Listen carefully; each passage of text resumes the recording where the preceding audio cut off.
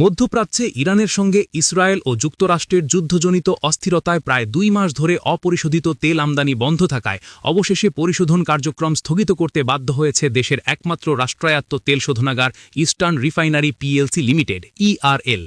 রোববার ১৩ এপ্রিল বিকেলে শেষবারের মতো পরিশোধন কার্যক্রম চালানোর পর এটি সম্পূর্ণ বন্ধ ঘোষণা করা হয়েছে বলে নিশ্চিত করেছেন প্রতিষ্ঠানটির দুজন কর্মকর্তা। যুদ্ধ শুরু হবে এরকম ভাব কিন্তু আমরা আরো ২-৩ মাস আগে থেকে আমরা দেখতে পাচ্ছিলাম। এই জিনিসটা যদি একটু ফরকাস্ট করে তারও আগে থেকে কিছু ক্রুড নিয়ে আসতে পারতাম, তাহলে জিনিসটা হয়তো এখন এই ক্রাইসিসে পড়তে হতো, রিফাইনারি বন্ধ হওয়ার মতো অবস্থায় হয়তো পড়তে হতো না। তবে দেশে পরিশোধিত জ্বালানি তেলের পর্যাপ্ত মজুদ থাকায় তাৎক্ষণিক সংকটের আশঙ্কা নেই বলে আশ্বস্ত করেছে জ্বালানি বিভাগ। সংশ্লিষ্ট সূত্রে জানা গেছে, দেশে সর্বশেষ ক্রুড তেলের চালান এসেছিল গত ১৮ ফেব্রুয়ারি।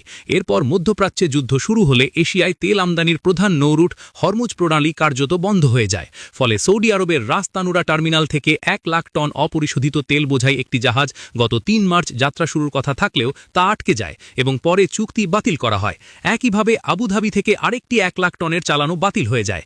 এভাবে টানা ৫৪ দিন দেশে কোনো ক্রুড তেলের চালান না আসায় চরম সংকটে পড়ে ইআরএল কর্মকর্তাদের তথ্যমতে সংকট মোকাবিলায় কক্সবাজারের মহেশখালীর সিঙ্গেল পয়েন্ট মুরিংয়ের পাইপলাইনে জমে থাকা ৫,০০০ টন তেল রিফাইনারিতে আনা হয়। এছাড়া ৫টি স্টোরেজ ট্যাঙ্কের তলানিতে জমে থাকা প্রায় ৩৩,০০০ টন ডেড স্টক বা মজুদ ট্যাঙ্কের তলায় জমা অপরিশোধিত তেল ব্যবহার করে উৎপাদন চালু রাখার চেষ্টা করা হয়।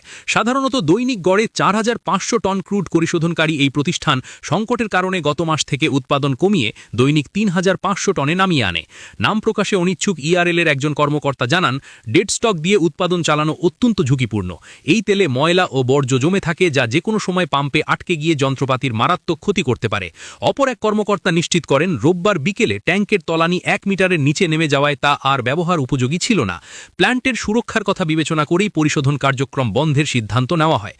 বাংলাদেশ পেট্রোলিয়াম কর্পোরেশনের কর্মকর্তারা জানিয়েছেন, সৌদি আরামকোর কাছ থেকে ১ লাখ টন ক্রুড তেলের নিশ্চয়তা পাওয়া গেছে এবং এরই মধ্যে রিংপত্র অর্থাৎ এলসি খোলা হয়েছে।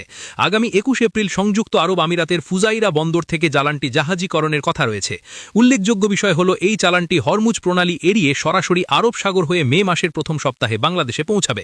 এছাড়া সরকার মালয়েশিয়া ভিত্তিক প্রতিষ্ঠান আবিড ট্রেড অ্যান্ড গ্লোবাল মার্কেটস থেকে আরও ১ লাখ টন ক্রুড কেনার প্রস্তাব অনুমোদন করেছে, যদিও এই চালানের চূড়ান্ত ব্যয় এখনও নির্ধারিত হয়নি।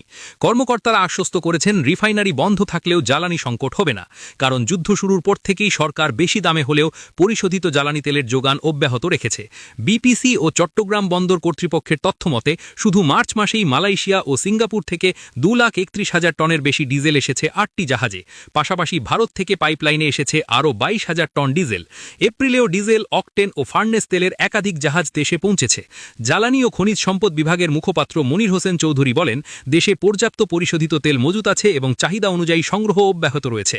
অপরিশোধিত তেলের একটি চালান চলতি মাসের শেষের দিকে আসতে পারে। উল্লেখ্য, ইস্টার্ন রিফাইনারি মূলত সৌদি আরব থেকে আমদানিকৃত অ্যারাবিয়ান লাইট ক্রুড এবং সংযুক্ত আরব আমিরাত থেকে আনা মারবান ক্রুড পরিশোধন করে।